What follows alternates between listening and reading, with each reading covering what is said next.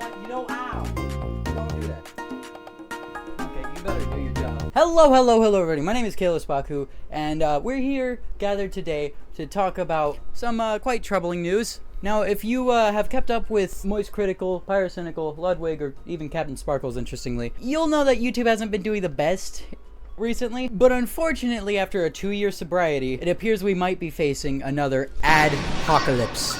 Okay, so a few of you might not even know what that term is, and the majority of you probably know but haven't heard it for a while. The adpocalypse, it's essentially when ads get limited, or like being able to run ads on a video becomes put at stake or made a challenge for some new guideline reason or from advertiser pressure.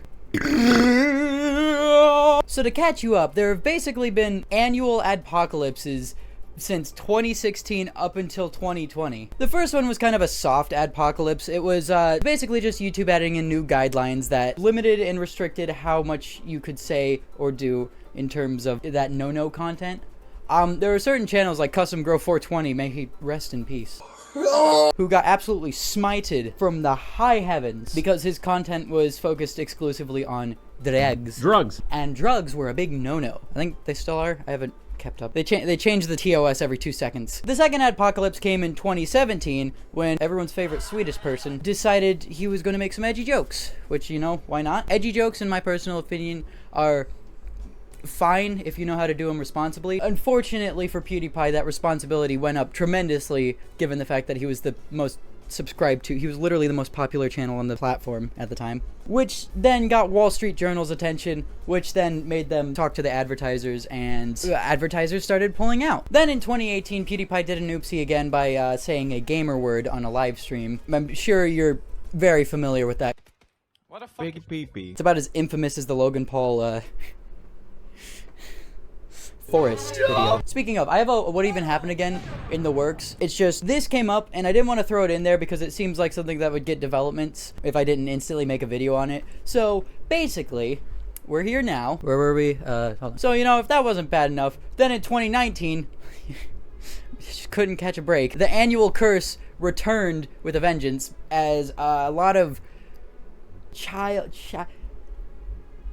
you know the acronym CP, but like the one that doesn't stand for combat points or crazy professor. Yeah, a lot of that was going around and monetized. It was monetized and YouTube was doing nothing about it. So to make some noise, this one guy, I forget his name, I didn't research this video too much. I'm trying to get it done before the day ends. Started contacting advertisers and pressuring them to start pulling out of YouTube to get them to notice the fact, but he did it by bringing up that your stuff's being played over this kind of stuff. I mean, isn't that a little disgusting? Maybe Turkey Tom should do that. And you think, you know, we have a pandemic the following year, they'd cut them some slack, right? Nope, the FCC came along and introduced COPPA, something I'm sure the majority of you are familiar with at this point. What COPPA is the Child Online Privacy Protection Act, aka YouTube was advertising on children's content. FCC didn't like that because advertising to children is exploitive and manipulative and against the law. But you know who suffered the most from it? Not YouTube. You know, from all of these mostly. Not YouTube. Not the advertisers even. Us. We did. They also had a scare pretty recently, like last year, where they updated the guidelines and it was some tough stuff. You can't say swear words for the first like few seconds of the video. And it used to be to where it used to like demonetize videos over arbitrary stuff, like if there's a emphasis on swearing.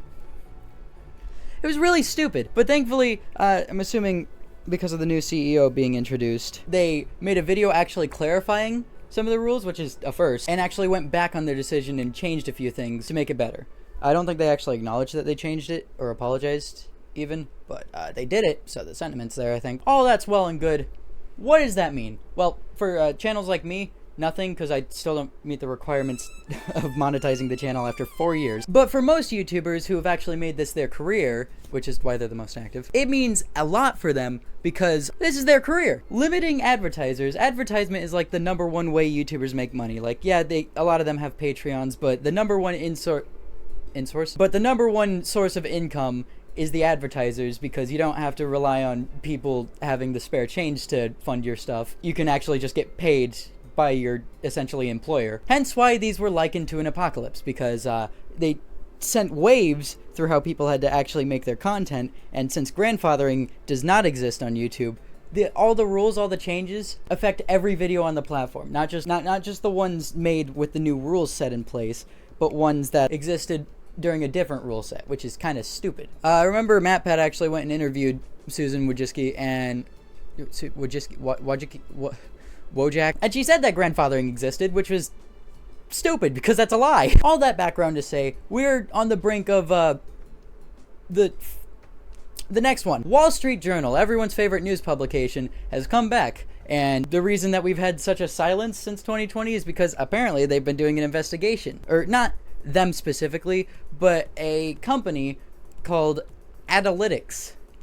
I fucking hate that name. Who's been studying how Google, the company that owns YouTube, handles advertisements. Specifically, third-party advertisements. Which, third-party means it's not on an official Google site, and it's like an affiliate program where you can partner with Google and get ads ran by Google, get paid from Google getting the advertisement, but then, you know, Google takes a cut of it. It's basically just like running ads on YouTube.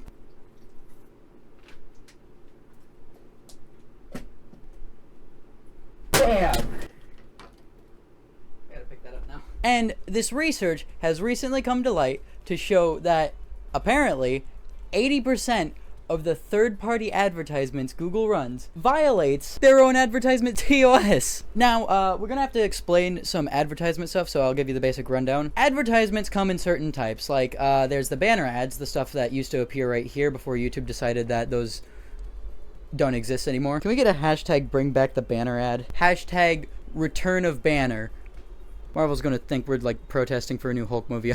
2 in 1, let's do it. Then there is the in-feed ads, which are basically like, okay, if you're on mobile, just look to the corner right there. Maybe it's on PC, I don't know. They're also ones that, like, when you're scrolling through the page, they're just those little things that look like the worst scam ever. Like, you know the ones that say Mr. Beast's giving back to the community, like, click here to enter a giveaway of like $1,000, whatever. The scam ones, yeah, those. There are the bumper ads, which are the worst ones. They're the unskippable ads, you know, the ones that play back to back every music video. So if you're listening to a playlist, you're sentenced to hell. And then if you decide to get clever and look up a video with a compilation of music in it, it just plays them every 3 minutes. I'm sure you're all familiar with those. And then we have the True View ads, which are the ones that I love. They're the ads that when you wait 5 seconds, you can skip them. They're the skippable ads. Those are the ones that are typically put everywhere on the third-party sites too, and they have a few guidelines to them. I'm gonna pull out an image that I did not steal from the Pyrocynical video talking about this. The guidelines include viewers must be able to skip the video after 5 seconds, the ad cannot be automatically muted, the ad is not allowed to play without any initial viewer interaction, such as scrolling down a couple of pages on an article or pressing play on a video, the ads cannot loop, and they cannot be a small video in the corner of the view, which, you know, like when you go on the fandom wikis, and then it just like there's a video that plays at the top, and then you scroll down and it just appears at the bottom, and you're like, fuck off. Kind of like that. Those are things that are not supposed to happen. But Analytics is claiming that all of those are directly violated, and the approval process to make sure the sites that they play on aren't dodgy turn out to be dodgy sites. Which, if that's true, then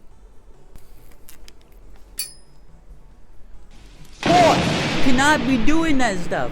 Come on, man. Putting the glasses back on because I took them off and instantly didn't like my face. Now, Google actually did release a counter statement that's mentioned in the article where they basically say, no, saying stuff that the statements that are made are blatantly false and have doo-doo data put into it.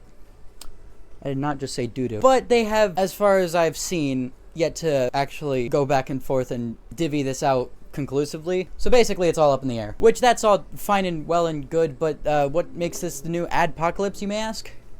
Well, Analytics,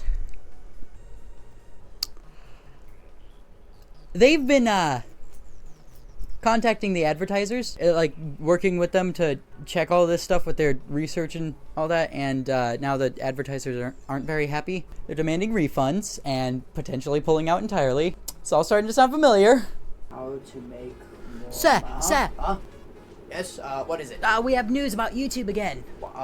Did they have another oopsie with that PewDiePie guy?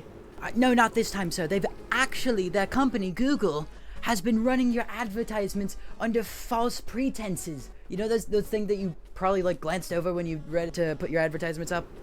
Yeah. Well, they're violating those things. Well, good gravy. Demand a refund at once. Right on it. And make sure that they know that yeah. Pull out too. Thing.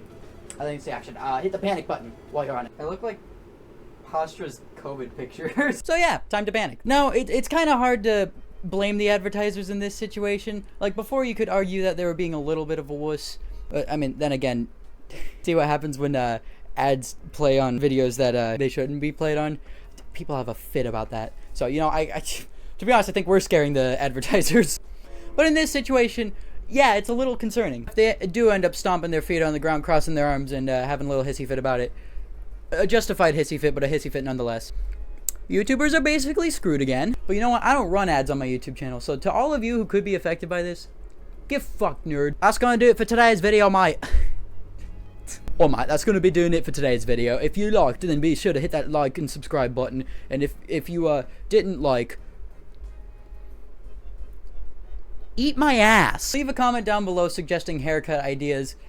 I'm not gonna listen to any of them. I'm just gonna go with what I've always gone with. And brief pause for the music.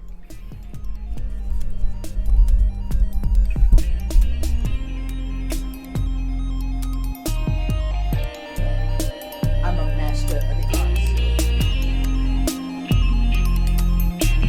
Looking gay. Well, yeah.